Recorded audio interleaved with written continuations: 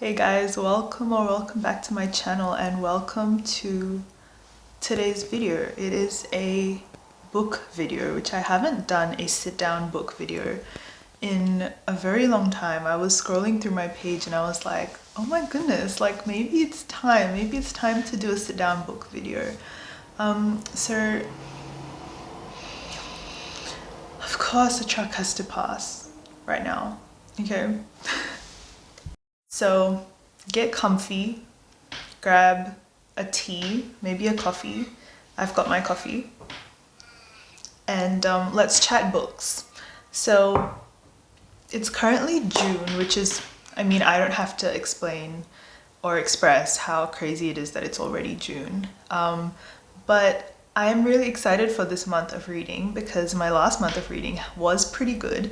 I started the Throne of Glass series. I read Fourth Wing for the first time. Like it was really good. It was really great to kickstart my reading journey again. And I read a lot of romance this year, like all of Anna Huang's books, and I even got into my first mafia romance this year in the beginning of the year. But so my June TBR, my June reading has already begun. I've already started. I finished 2 books already. It's currently the 7th of June. Maybe it's the 8th. I think it's the 8th of June. Or is it the 9th? Or is it the 10th? That's crazy. Anyway, I have a little list, and obviously my Kindle's at the top because I'm getting back into Kindle reading as well. The month started with me completing this. I did read most of it in the month of May, mind you, but I did finish it, I think, on the 1st of June. It's brilliant. Oh my god, today is the 10th of June. Oh, okay. It's the 10th of June, so we're like almost halfway through the month, but it was 5 out of 5. I feel like I need to preface with my ratings. I am very lax with them because I just don't see the point of being overly critical about books that are purely for enjoyment. Obviously, when you have books that you're doing or reading it with the intent of critical analysis, you have to be more critical with your ratings and your reading of it. But if I enjoy a book so thoroughly that like I can't even think of a moment where I was bored, I'm gonna give it a 5. Like I'm not losing out on anything by giving a book a 5. In fact, I'm just encouraging myself to keep reading. So Crown of Midnight was 100% a 5. You can watch my last video for like a full crash out compilation of me reading it. It was crazy. And then I did start Assassin's Blade. I'm not far, honestly. I think oh gosh, I'm like 100 pages in. I had to take a break because I am struggling with the prologue aspect of it, and also the short novella kind of compilation of it. I'm just not as locked in, or locked in is a very no, I'm just not as engaged in the book at the moment, and I'm sure if I just keep reading a little bit more it'll be great. But so what happened was I was scrolling off TikTok or whatever, and I came across a book. I saw it in the shops when I was going book hunting. And it was Problematic Summer Romance by Ali Hazelwood. And here's my thing with Ali Hazelwood. A Love Hypothesis was like one of the best books that I read in like, I don't know, 2023 or 2022, like a while ago. And it was amazing. Like I flew through it. I was like, oh my goodness, like this is a great author. And then I picked up, there was another one that came out after Love Hypothesis, and I cannot remember it for the life of me, but it was the one set in like the space center. I really can't remember, and I had to DNF it because I just couldn't get through it. Maybe because I'm not a STEM girly, I just couldn't, like, I just found myself skipping through so many words in the book to the point where I was like, there's no point in me reading this anymore, and I just wasn't really engaged in the romance that was happening. So I was like, oh my goodness, like the story sounds great, but it's Ali Hazelwood, like I'm not a fan. And I was also afraid it's going to be too fluffy, and I'm just like not looking for a fluffy romance, like it's not where I am right now in my life. So I essentially was like, okay, like I'm just not going to read it. Then I watched a video on TikTok that it was like, it's an age gap romance, and it might be, no, it is like an issue sometimes. Like in books, an age gap romance sounds amazing to me. I don't know why. I can't even explain it. I'm sure there's some sort of psychological reasoning behind it, but in real life, I'm like, oh, no. But well, actually, I feel like this is really incriminating of me to even be speaking like this.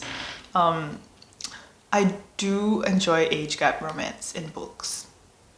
And I was skeptical in the sense that it wasn't like 5-10 years, it was like 15 years of age gap romance. So like I was like, oh, like I don't know. But then again, I read fantasy where it's like a 500-year-old with like a 20-year-old. So I don't know, this feels a little bit more real. So I was like, oh, like are they gonna like romanticize the age gap? Which is obviously a little bit problematic, hence the title.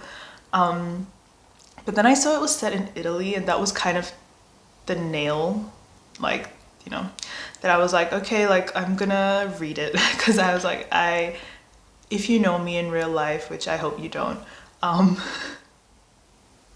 Italy, I have a hyperfixation with Italy. I even have like, well, you can't see it, but like I have a poster that I got when I was in Rome. I love Italy with all my heart and soul, and it's just something about it. When I visited, it just really clung onto my brain. So I was like, okay, like problematic summer romance, like I'm gonna read it. Mind you, it is winter in Australia. It is currently the beginning of winter, and I have been freezing every day. And like, I get that people want to read summery reads when they're on holiday on a beach in summer, but I love reading the summery reads when I'm in winter. It was a great 5 out of 5. I read it in one night. I just picked it up on my Kindle. I was like, okay, I'm just gonna like start it, and then we're just gonna see what happens. So I started it with the full intention of being like, I'm gonna drop this book. Not even like a couple of chapters in, I was like laughing. I was laughing out loud. Like I sounded like I was choking because I was laughing so hard. Some of the dialogue is amazing.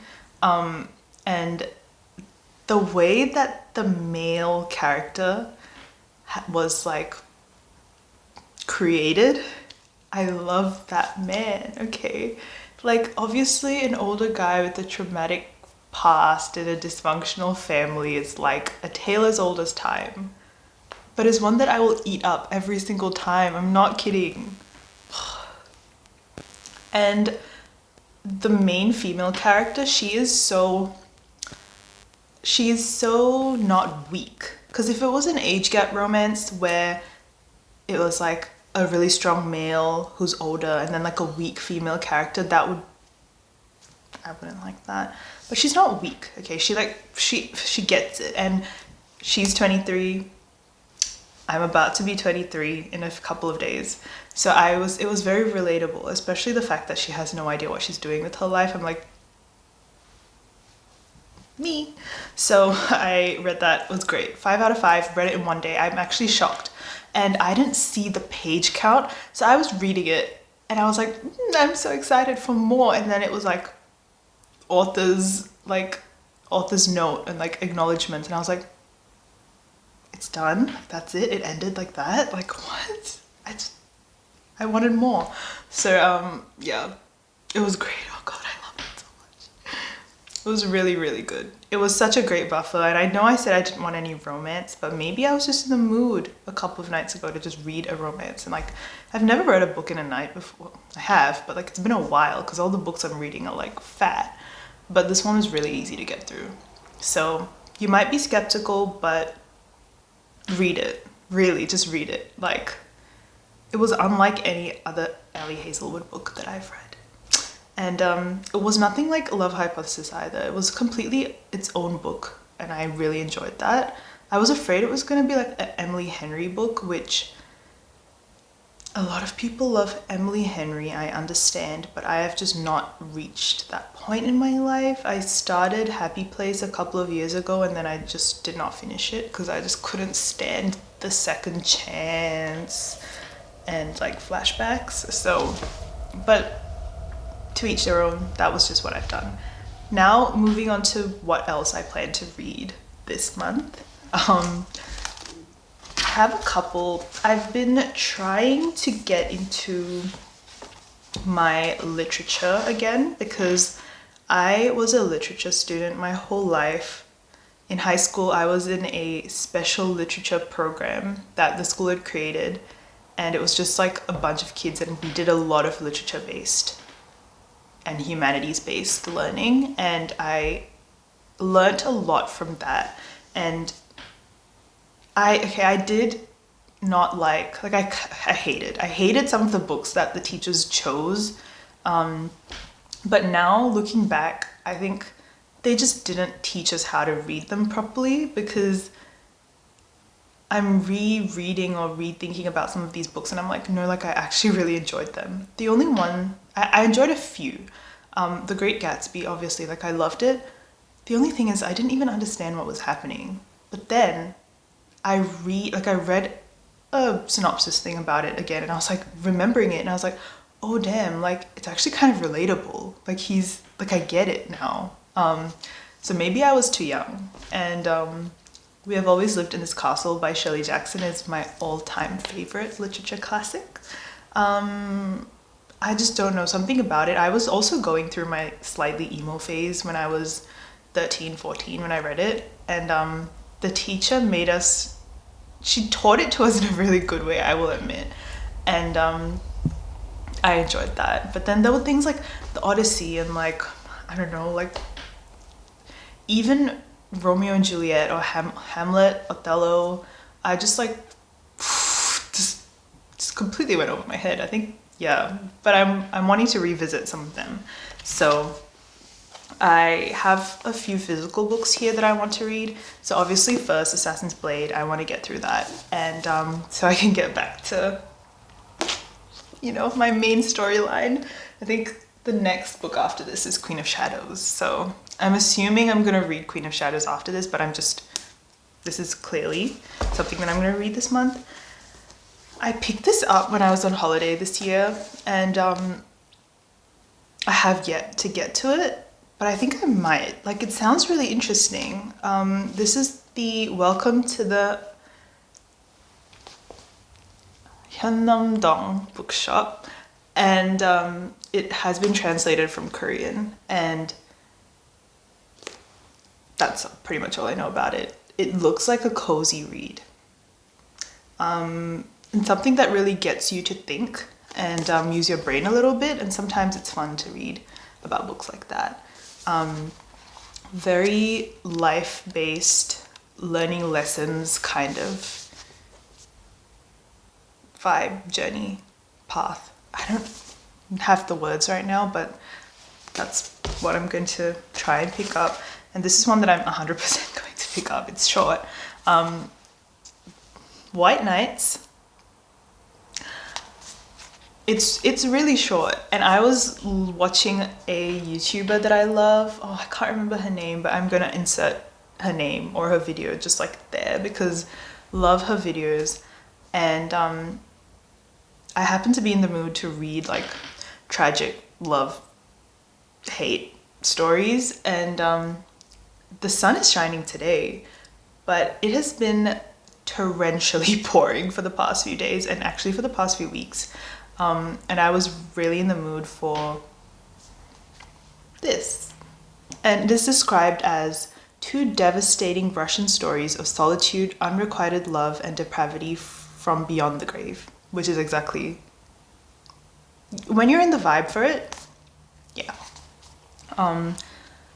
I want to challenge my mind to read complex stories because I have been writing a lot more recently, and I realized that the literature that I've done actually helps me a lot in my writing, because I feel like there are more complex themes and genres, and it's not just good and evil, it's not just love and hate. There's a lot more to it. Like, it's a little bit philosophical in that sense, and I want that to translate into my writing. So I need to obviously read more books like that.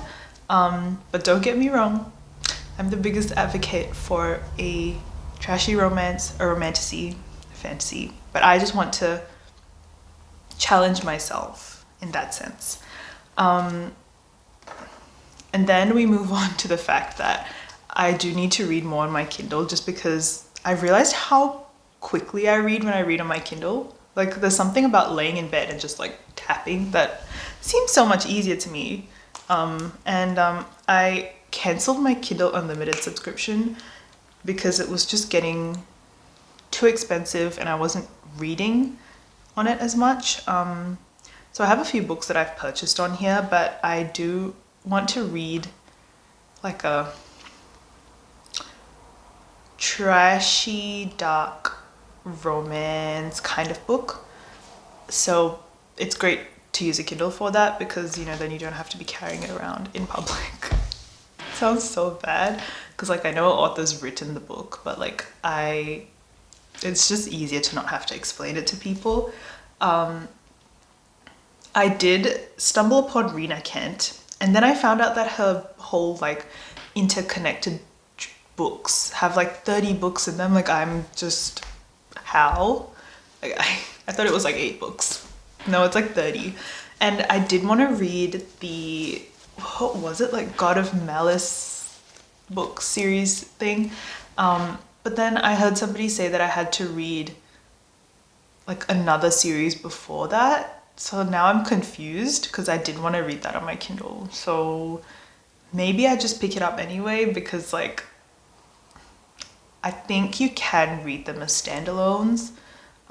So that would be my other book for this month. It's a little bit chaotic, I understand, and I don't have a thing to say like I want to read 8 books this month and I want them all to be of different genres, and I'm going to be really overly critical about what I'm reading. Like, I don't have that kind of mindset going into reading, because it's been quite destructive for me in the past, because I just get overwhelmed and then I don't read. So and this kind of is a vague outline of what I want to read, but I'm 100% a mood reader. Like, I will just stop a book, go pick up another one, and then come back to it. And yeah, so it's just very vague outline of what I want to read.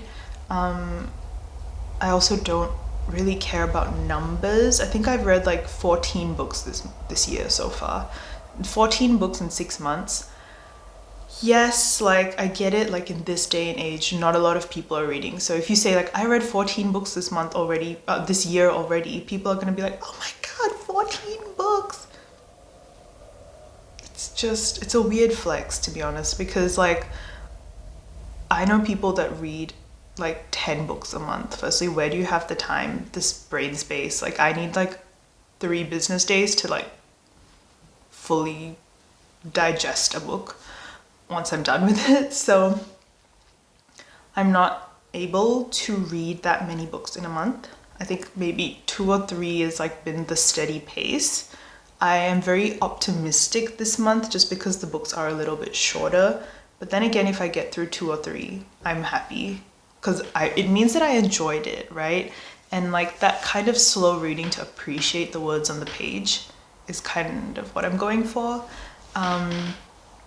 which is not something that I've really thought about in the past. It was always just about getting through the books, but I don't want to do that. So that's just where I'm at in the sense of books. I've also been writing.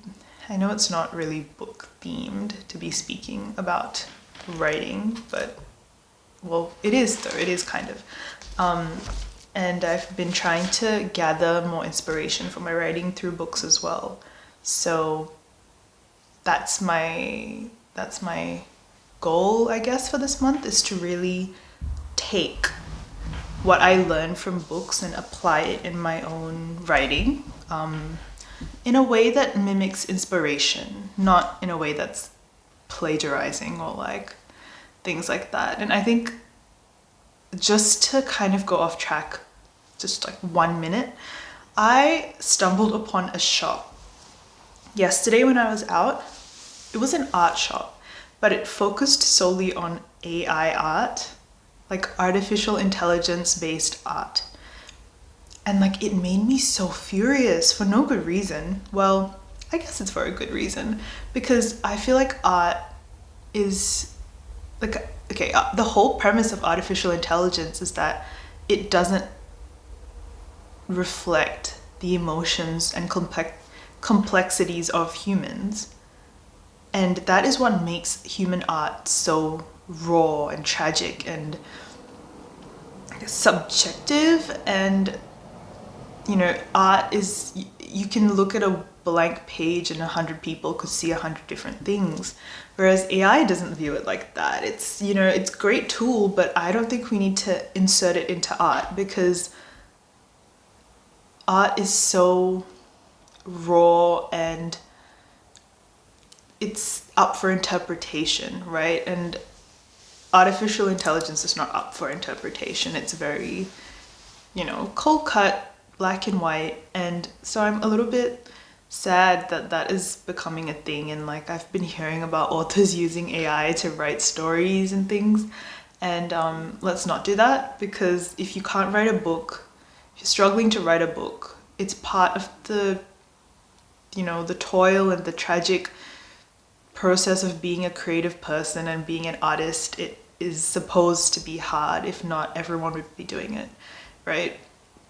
So using AI tools to create ideas and stories, it's just not, it's not going to reflect well in the art, is what I think. And from what I've seen, it doesn't, because there is no feeling, there's no emotion, there's no, you know, it's very ingenuine. So that's my tangent. Thank you for joining me on this yappy book video, and I hope that you have a great month, even though it's already the 10th. I hope you have a great month, and I hope you read amazing books, and I hope that, yeah, you have a good month. Read good books, don't be too overly critical, and don't be afraid to rate books 5 stars. Okay, bye.